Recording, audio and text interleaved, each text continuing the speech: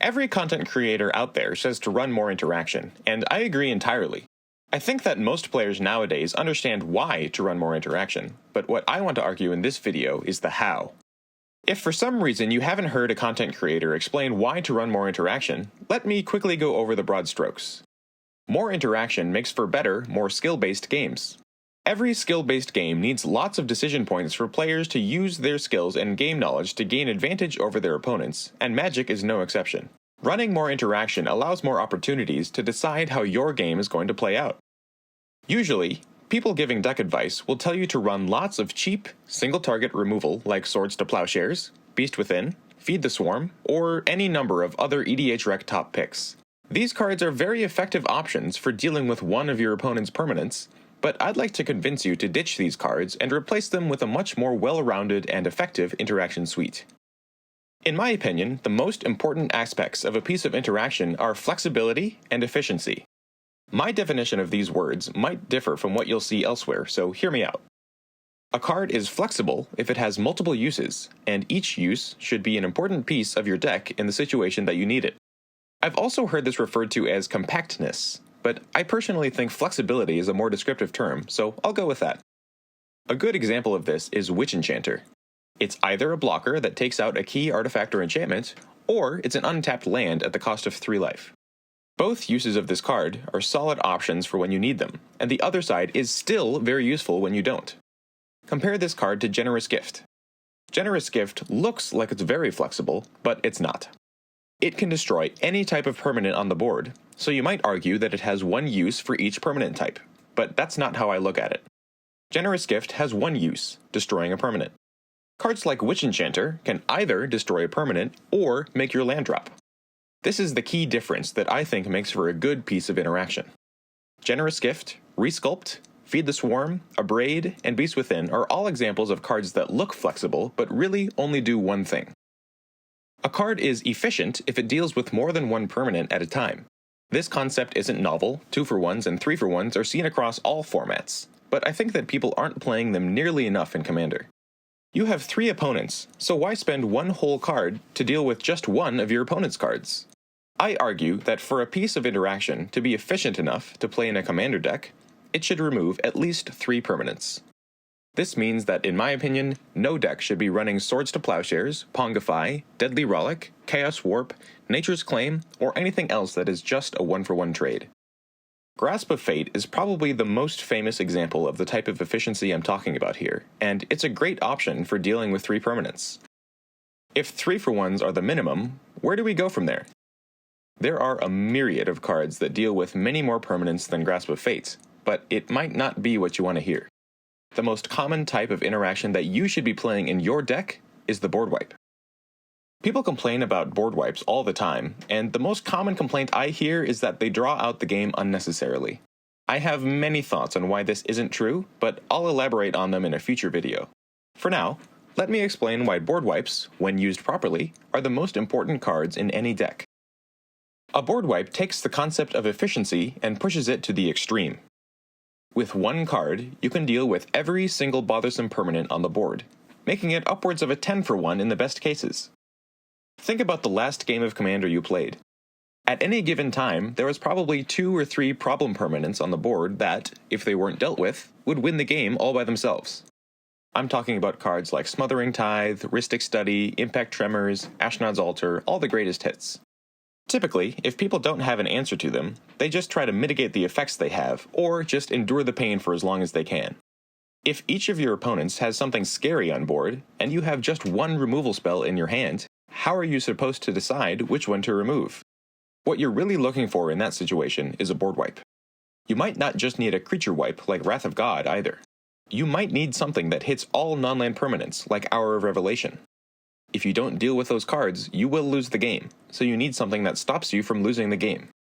That by itself will probably make sense to most players, but the tougher pill to swallow is that you need more than just 1 to 3 board wipes, like all the deck building templates suggest.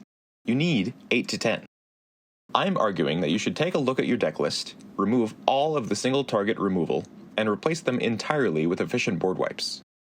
At this point, you might be yelling at the screen, saying that you can't deal with every threat by wiping the board to a clean slate, because you're losing your own permanents as well. This problem can be mitigated by playing smart. Hold back the best cards in your hand until after a board wipe, and you can redeploy better than your opponents and get into the lead. You can prepare for this in the early game by only playing cards that either set you up for later, or get all of their value over the course of those few turns. This means that when you're looking at a doubling season in your hand and you have 5 mana, play that Cultivate instead. The bombs in your hand are very tempting because if they stick, then the value will be crazy, but if they don't, then you wasted a card and put a target on your back. Set up for the late game so that after you cast the third board wipe, you can turn the corner and win the game with all of your sandbagged cards. This style of play is only possible when you consistently have access to a board wipe, so you have to run enough of them to see multiple every game. I know that telling you to run 10 board wipes isn't the most popular piece of advice, so let's go over something a little less controversial. I want to convince you to run more lifegain in your commander decks. Why am I talking about lifegain in the video about interaction? Because every interaction spell is a lifegain spell in disguise. If someone attacks you with their 10/10 creature, and you destroy it with a Doomblade, you just gained 10 life. Before you cast the Doomblade, your life total was going to be 10 points lower, and after you cast it, you gain that life back. Once you start looking at interaction in this way, you can extend the concept to include lifegain spells in your interaction suite. Cards like Maze of Ith, Ghostly Prison, Propaganda, and Sphere of Safety are all considered lifegain in my book. Usually, people categorize these types of cards separately, looking at them as protection or pillow fort cards, but what they're actually doing is keeping your life total high, thereby gaining life. And since lifegain spells are interaction, you should categorize them as such. Lifegain cards often aren't very flexible, but I'd argue that they are quite efficient. They don't fit neatly into the category of a 3-for-1, but depending on how many attacks they nullify, they will likely get at least 3 cards worth of value. Maze of Ith just sits there on the battlefield, making your opponents decide whether to make you use it so that the next player can freely attack, or if they want to get their combat damage trigger elsewhere. Propaganda and its siblings get their value by making your opponents waste their precious mana on attacking instead of casting their spells. So, now that I've defined what I think the best ways to interact with the board are, which specific cards should you play? In terms of board wipes, if you're playing white, the world is your oyster.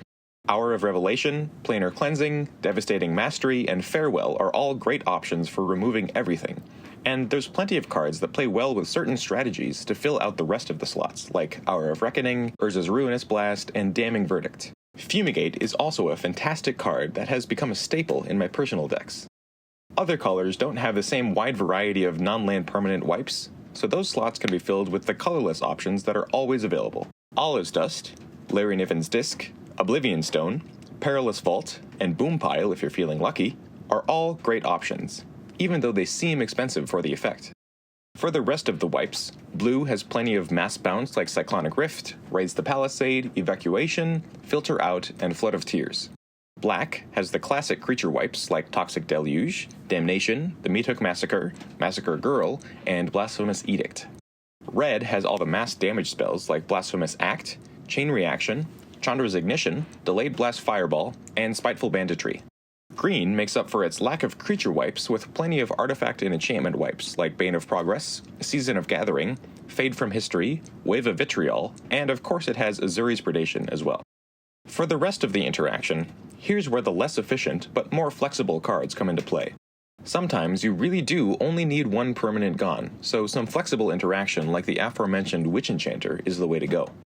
I put most of my single target interaction on lands, because when you don't need interaction, a land drop is the perfect alternate option. Depending on what kind of deck you're playing, either the Strip Mine, Ghost Quarter, Wasteland package, or the Field of Ruin, Demolition Field package will work great. Graveyard hate like the classic Bajuka Bog, Scavenger Grounds, and Abstergo Entertainment is always good, and of course the life-gain lands like Maze of Ith and Core Haven if you're in white.